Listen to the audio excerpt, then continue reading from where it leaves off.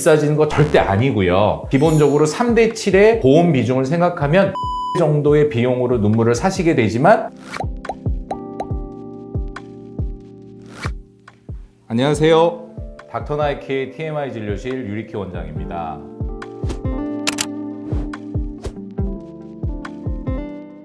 오늘은 최근 좀 회자되고 있는 기사에 대한 내용을 다뤄보려고 합니다. 눈물약의 가격이 올라간다, 인상된다, 이런 좀 무서운 소식을 좀 접하셨을 거예요. 그래서 오늘 팩트체크 차원에서 과연 어느 정도, 무슨 이유로 증가가 되는지, 올라가는지, 그리고 약국에서 살 수 있는 약과 병원에서 처방받는 약은 어떤 차이가 있는지, 그리고 올바르게 인공눈물을 사용하는 법에 대해서 간단하게 정리를 좀 해드릴까 합니다. 최근 건강보험 심사평가원에서 한 해를 정리하는 그런 통계를 발표를 하면서요, 인공눈물의 총 시장 규모가 3천억, 그 중에 히알루론산 인공누액의 처방 액수가 총액이 2,700억에 달한다라는 발표를 한 바가 있습니다. 그건 굉장히 실은 규모가 큰 거죠. 그래서 인공눈물에 발생되는 이 지출이 너무 과하다 판단을 하고 보험으로 처방되는 인공눈물을 좀 제한하려고 하는 움직임이 있는데요. 아직 100% 무언가 이렇게 될 것이다는 아니지만, 지금처럼 용량과 횟수의 제한 없이 마음대로 처방받을 수 있는 상태는 아닐 거다라는 말씀을 드릴 수 있고, 저희가 만약에 10,000원짜리 제품을 처방을 받으셨다고 하면 3,000원쯤을 본인 부담금을 내시게 되고, 나머지 7,000원을 건강보험에서 지원을 해주는 구조예요, 우리나라는. 이것이 비율도 달라질 수도 있고, 아니면 보험으로 처방받을 수 있는 인공누액의 총량이 1년에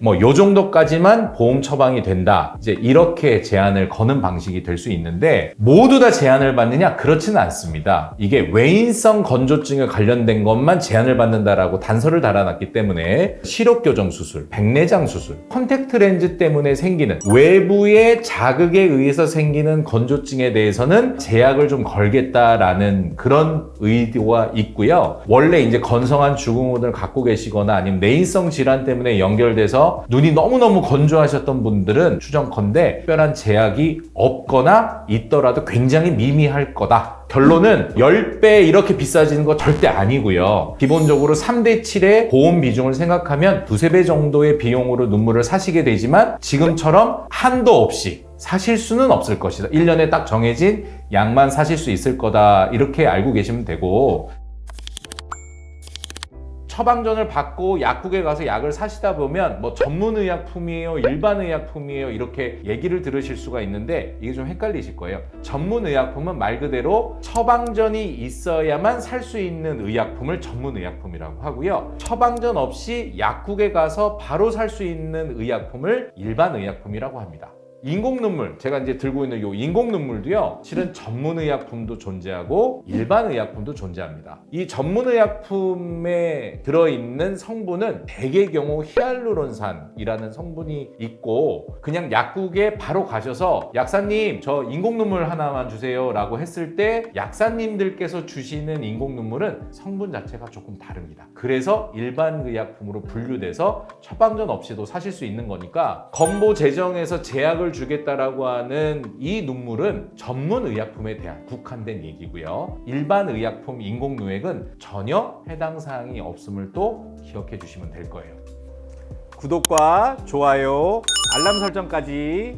제가 들고 있는 이런 인공눈물이 가장 흔하게 여러분들이 사용하시는 눈물일 텐데요. 이건 일회용 안약으로 분류가 됩니다. 그래서 원칙적으로는 한번 따서 한번 점안을 하고 뚜껑을 닫고 버려야 되는데, 이 용량 자체가 보통 10방울에서 15방울 이상은 사용하실 수 있는 그런 용량이거든요. 그렇기 때문에 일회용으로 쓰고 버려지는 것도 플라스틱의 남용이라든지 남아있는 의약품이 오염시킬 수 있는 가능성, 여러 가지 등등해서 이슈는 있을 수 있다고 생각해요. 그래서 저는 식약처의 권고사항은 아니지만 우리 환자분들께 손이 닿지 않게 입구를 잘 관리한다는 전제 조건 하에 따고 12시간 안에는 재사용도 괜찮다라고 말씀은 드리고 있어요. 그래서 하나를 가지고 하루 정도를 쓰신다고 생각을 하면 양안 기준으로 6번에서 8번 정도는 쓰실 수 있다. 그 정도가 저는 딱 적당한 거라고 생각하고요. 이게 일회용으로 만든 이유가 방부제를 없애기 위함이잖아요. 방부제가 각막에 독성이 좀 있으니까 많이 쓰시는 분들한테는 해로울 수 있어서 병에 들어있는 인공누액도 방부제가 없는 것들이 좀 있습니다.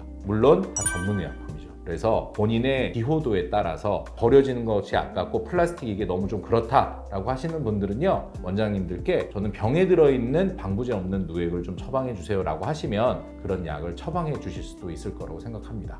뭐 30분에 한 번 넣어요, 뭐 10분마다 한 번씩 넣어요. 저는 그거는 너무 과하고 오남용하는 경우라 생각을 하기 때문에 앞서 말씀드린 대로 요 케이스에 들어있는 하루에 양안 기준으로 6번에서 8번 정도의 사용이 가장 적당한 인공눈물의 사용이라고 생각을 하니까요. 혹시 그것보다 더 자주 써야만 하는 건조증을 가지고 있다? 그러면 그건 필히 전문가의 도움을 받아서 건조증 치료를 같이 받으셔야 되는 거지 인공누액만으로는 부족한 분이라고 생각할 수가 있습니다.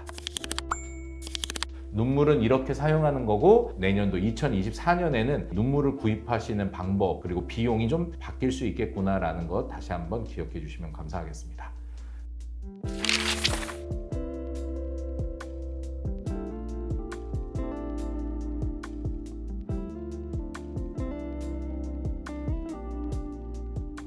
구독과 좋아요, 알람 설정까지. 닥터 나이키의 TMI 진료실 이만 마치도록 하겠습니다. 감사합니다.